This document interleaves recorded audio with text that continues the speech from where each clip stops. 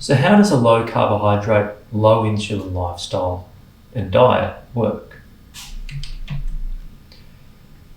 Well, the concept is that a low carbohydrate diet leads to changes in the release of the hormone insulin. This is the hormone released from the pancreas, which is a major controller of how energy from food is used and whether fat can be burned as fuel. To lose more body fat than we store, we must reduce insulin levels. By far the strongest stimulus for insulin secretion is carbohydrate intake. Now, if carbohydrates are restricted below a certain level, which differs between people but is generally under 25 grams per day, insulin levels will fall to levels that allow the body to enter a healthy state of fat burning known as nutritional ketosis.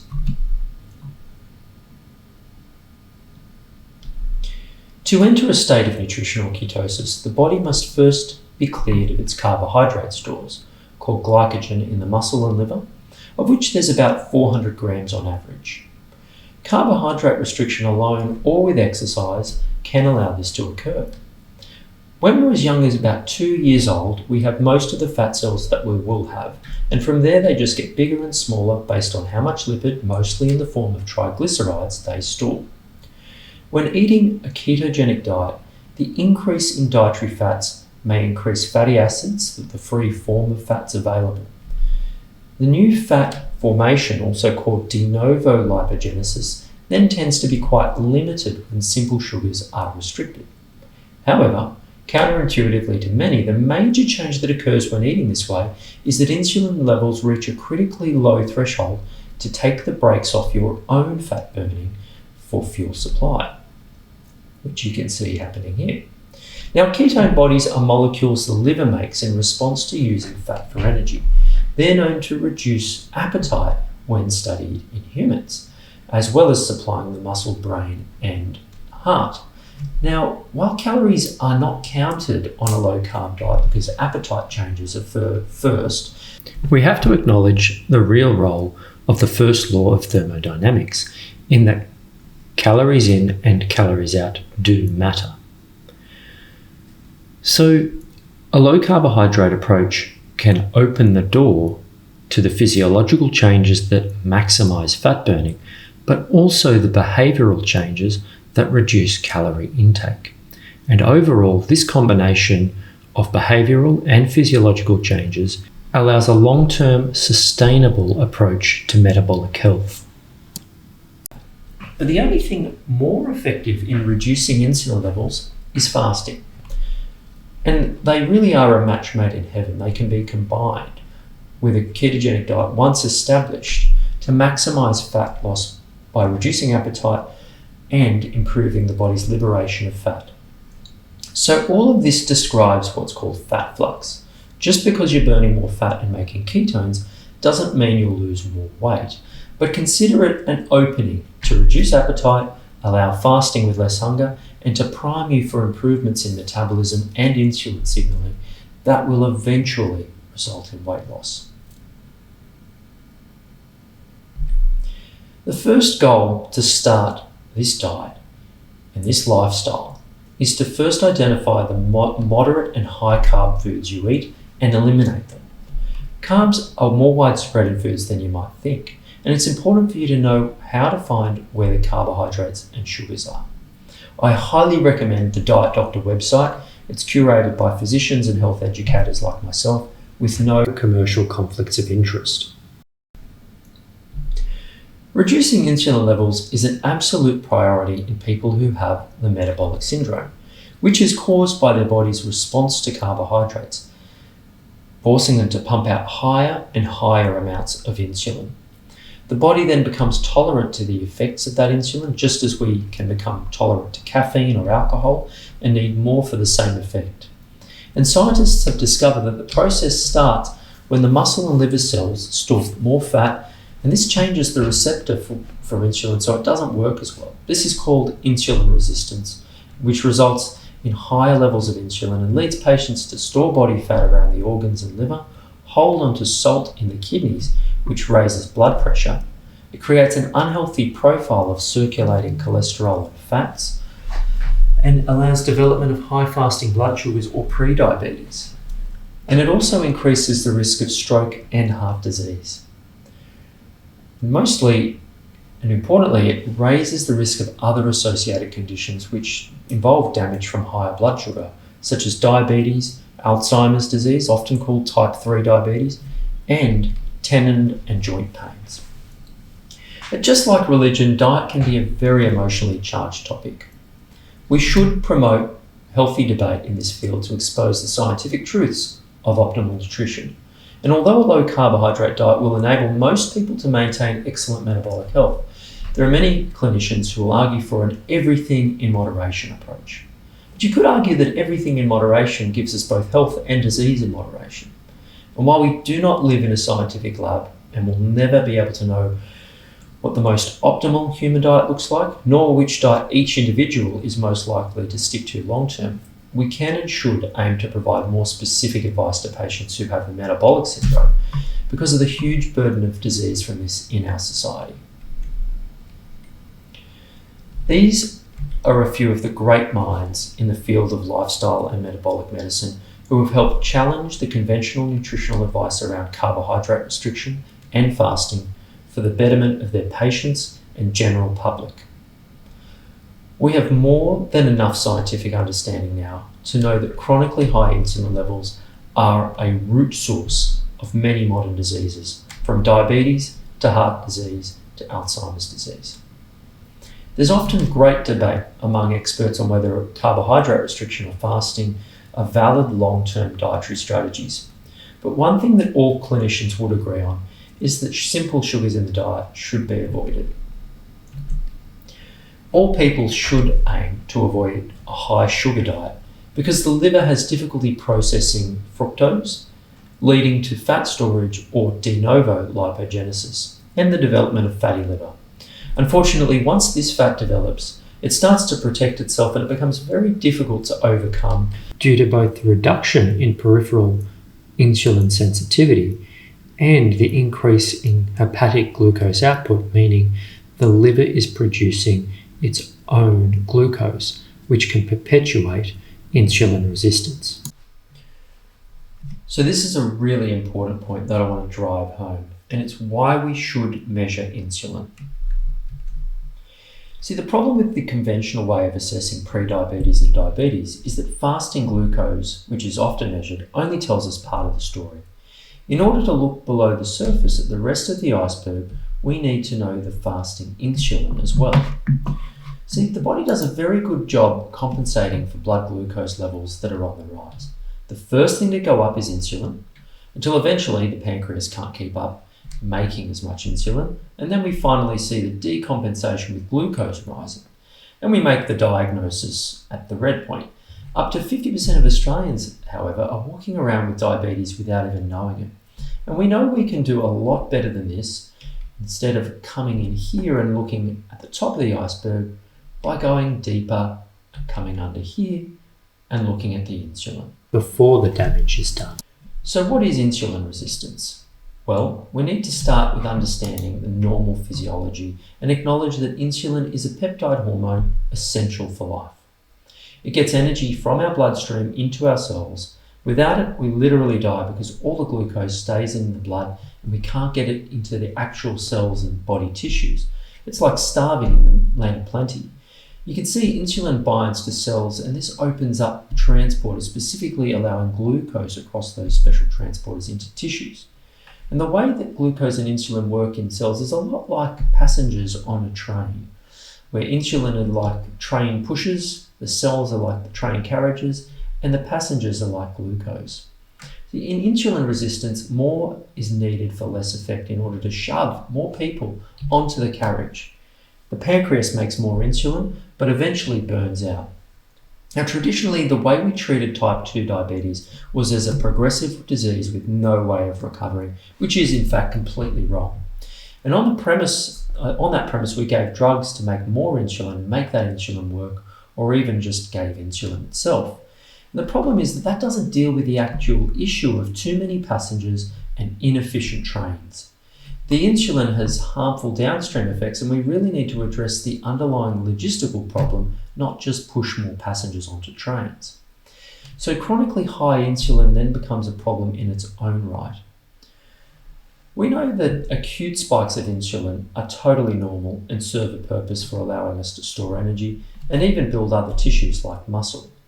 But as you can see from this pictorial, at chronically high insulin levels, there are deleterious effects to health like fatty liver, obesity, cancer risk, inflammation, erratic blood sugars as well that can affect mood and energy levels. In insulin resistance, the cells stop responding to insulin in terms of its ability to get energy into cells effectively. As compensation, we make more insulin, and the problem is that these nasty side effects of insulin still occur with insulin resistance despite not achieving its function for glucose transport from blood into the tissues. Now, this is a complex diagram, I know, but this is how insulin. So this is perhaps the most important diagram or explanation that I have for my patients, and it revolves around insulin resistance and how it works. So I acknowledge this is a complex diagram, but it does pull together much of what we know about a very complex topic. But you can see here, glucose is a 6-carbon sugar molecule, and the little chains holding together are otherwise known as starches or carbohydrates. Now fructose over here, this little red guy, is a 5-carbon sugar molecule, and it's only really handled by the liver. So excessive energy from fructose is stored as visceral fat very readily in and around the liver. Sucrose here, which is di meaning 2, saccharide meaning sugars, 2 sugar molecule, really refers to the sugar that we think of in our diet, the simple sugar, white sugar. Now, glucose and fructose are the units that are in the bloodstream, and all of these turn into those once they're crossing the gut. And spikes of glucose can lead the pancreas to make more insulin. Basically, when we move and sleep less, eat and stress more, the insulin receptors in the muscle and liver tissue stop working as effectively. But the receptors in the fat tissue continue to work, so the glucose sort of funneled in there and energy is still stored in fat cells. And the cells are a lot like these train carriages that we've talked about. We're pushing more and more glucose into those cells. Unfortunately, in modern medicine, we use drugs that make us increase insulin, or the size of the doors, or the pushing more people onto the carriage, basically, to lower sugars spilling out into the bloodstream, which is diabetes. But really what we should be doing is targeting the top of the stream here and reducing the number of passengers on the train in the first place. Now that means reducing insulin stimulus, and one way of doing this is through a low carb intake or fasting, which we know lowers glucose, and it stops the pancreas having to work so hard to make insulin. Now, the incredibly important factor to add here is that exercise helps far more than just via energy expenditure.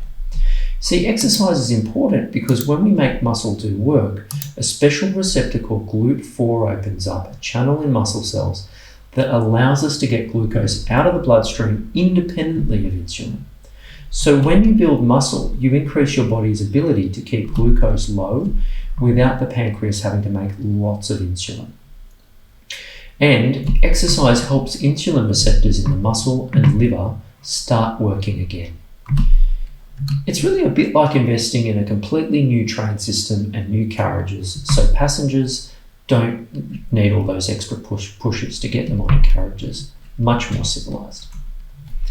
And so after countless years of doctors and scientists looking for quick fixes and medications for obesity and diabetes, the real treatment is just a lifestyle that limits insulin by stabilizing blood glucose. There is no pill that can replace the way you lead your life. More and more, we're realizing you just can't put any of these things into a pill. Now, you don't have to be overweight to have the metabolic syndrome. In fact, there are many people out there who are viscerally fat, where the fat is hidden around their organs, And it's actually a sad number of people in Australia that have the metabolic syndrome. It's an estimated 1 in 3 over the age of 25. The problems with the Australian diet have been clear for many years to Dr. James Muick, Australian of the Year and eye specialist ophthalmologist, who sees firsthand the effect of a high carbohydrate diet on the health of the eye. There may be cases where it's beneficial to people who don't have the metabolic syndrome to utilise a low carb, low insulin lifestyle.